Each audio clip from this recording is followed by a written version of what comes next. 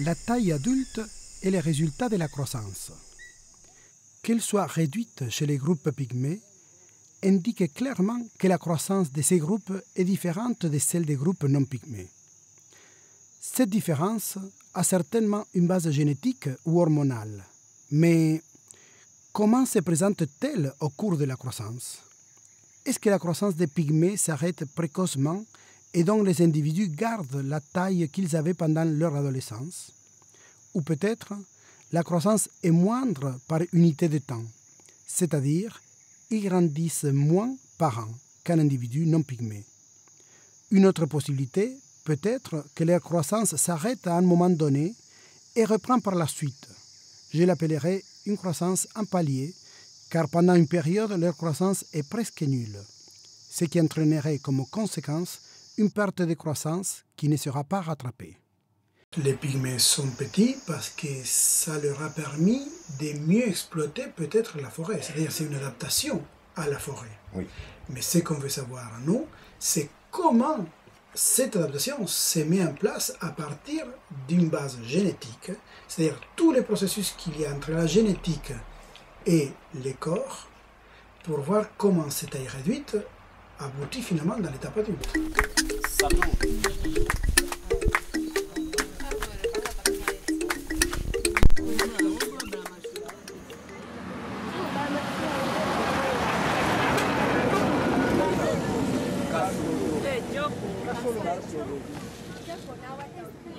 Ce qui est extraordinaire, c'est une mine d'or vraiment du Bosquet. Et c'est Alain qui me l'a dit à l'époque quand je l'ai rencontré sur ce sujet, on se connaissait déjà. Et je lui ai dit, je cherche des populations de pygmées ayant une chronologie, un âge de naissance connu.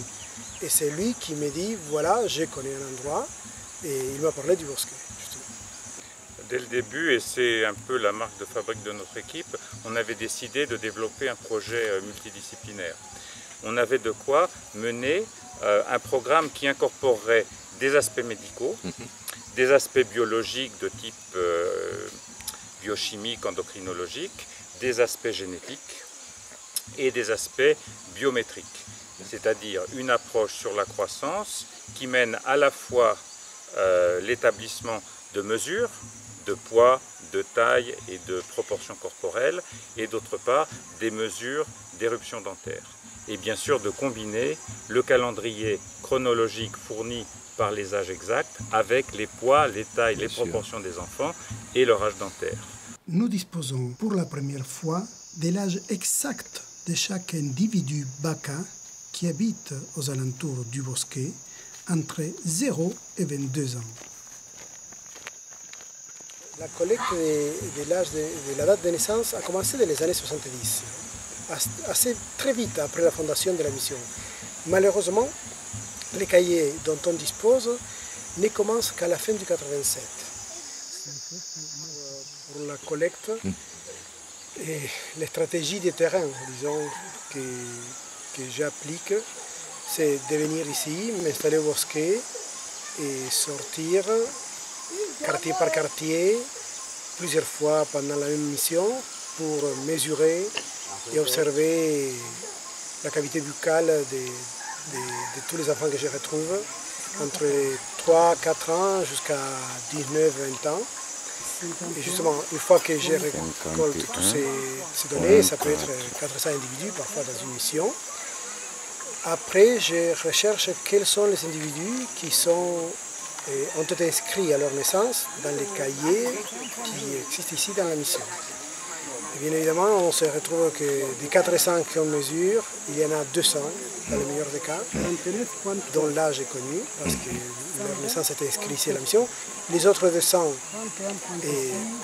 on ne connaît pas l'âge, si bien presque la plupart des enfants, des gens, ont des papiers d'identité, mais c'est des papiers d'identité fondés parfois sur l'âge dentaire. Il y a une ONG qui passe, il observe l'âge dentaire et à partir de l'âge dentaire des Européennes, il attribue un âge aux enfants d'ici. Et justement, pour ne pas tomber dans un raisonnement circulaire, je ne veux pas de ça. Je m'appuie seulement sur les données de naissance enregistrées ici au Bosquet. Et comme ça, bon, il y a une grande partie, parfois la moitié de l'échantillon qui doit être laissé de côté. Mais bon, en faisant ça, déjà, cette fois-ci, c'est la 4e année de suite qu'on le fait. On vient ici parce qu'il y a une fois par an. Ça nous a permis d'avoir une suite sur pas mal d'enfants. En total, je crois que j'ai à peu près 400-500 individus dont l'âge est connu et dont 250 ont été déjà mesurés 3 fois de suite. Jusqu'à présent, aucune étude d'une population de chasseurs-cueilleurs a recueilli autant d'individus au cours de 3 années au moins et pour leur croissance, pour caractériser leur croissance.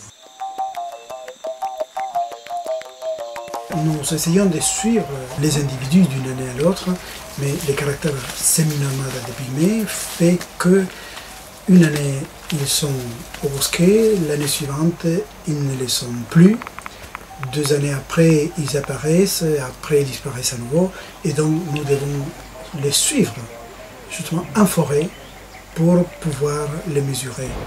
Et c'est pour cela que parfois nous devons nous interner en forêt et les chercher loin des pistes, loin de tout, dans leur campement, bien isolés de tous les mondes environnants qui sont là dans leur campement pour la chasse, pour mener leur vie typique à eux.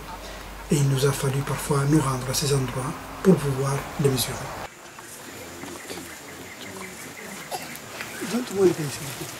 Nous pensons élargir, bien évidemment, ce type de recherche à d'autres groupes de pygmées, par exemple les pygmées Aka de l'Afrique centrale ou les pygmées Bongo du Gabon, et dans la mesure du possible aussi aux pygmées Mbuti de la République démocratique du Congo.